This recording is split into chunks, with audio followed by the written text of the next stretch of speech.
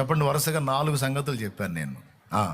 మన దేవుడు మన లోపాలను దాచిపెట్టుకుంటాడు, మన కన్నీళ్లను, మన ప్రార్థనను. అంతేకాదు, మనల్ని కూడా శత్రు చేతన పడకుండా. ఎంతమంది మంత్రగాళ్ళు ఎన్ని ప్రయోగాలు చేశారో, ఉంటదవుతున్నాడో కాదండి. ఎక్కడెక్కడ ఎవడు ఏ కుట్ర చేస్తున్నాడో మనకేం తెలుసు? చేస్తున్నారు చేసేవాళ్ళు, కానీ ఆశ్చర్యకరమైన రీతిలో అవన్నీ నిష్ఫలమైపోతున్నాయి. మనం అద్భుతంగా కాపాడబడతా ఉన్నాం.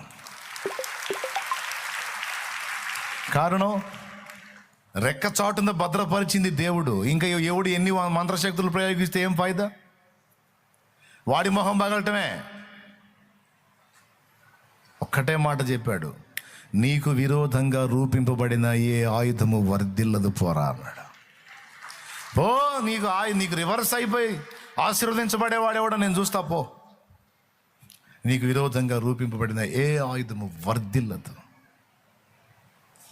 నీ చెయ్యి పట్టుకుంది నేను.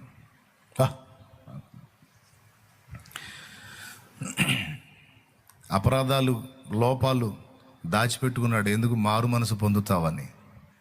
ఇంకా చేసుకుంటా ఉండు, నేను కప్పెడతా ఉంటానని కాదు. తెలివి తెచ్చుకొని మారు మనసు పొందుతాం. ఓకే. రెండవది, విశ్వాసంతో ధైర్యం తెచ్చుకుందాం. నా కన్నీళ్ళు నా తండ్రి దగ్గర ఉన్నాయి, నా ప్రార్థనలు నా తండ్రి విని ఉన్నాడు, తగిన కాలం ముందు తప్పకుండా నాకు సహాయం చేస్తాడని ధైర్యం తెచ్చుకుందాం. మూడవది, నా శత్రువులకు నన్ను అప్పగించడు నా తండ్రి. ఒకవేళ ఆయన అప్పగించినా అది నాకు మేలే అవుతుంది కానీ కీడుగా. యోసేపును అప్పగించాడు ఇస్మాయేలీలకి, అక్కడ నుంచి పోతీఫెరోకు అప్పగించాడు, అక్కడ నుంచి చెరసాలకు అప్పగించాడు, తర్వాత తీసుకెళ్లి సింహాసనానికి అప్పగించాడు. అవన్నీ అటు ఇటు తిరిగి సింహాసనం ఎక్కడానికే కారణమవుతాయి.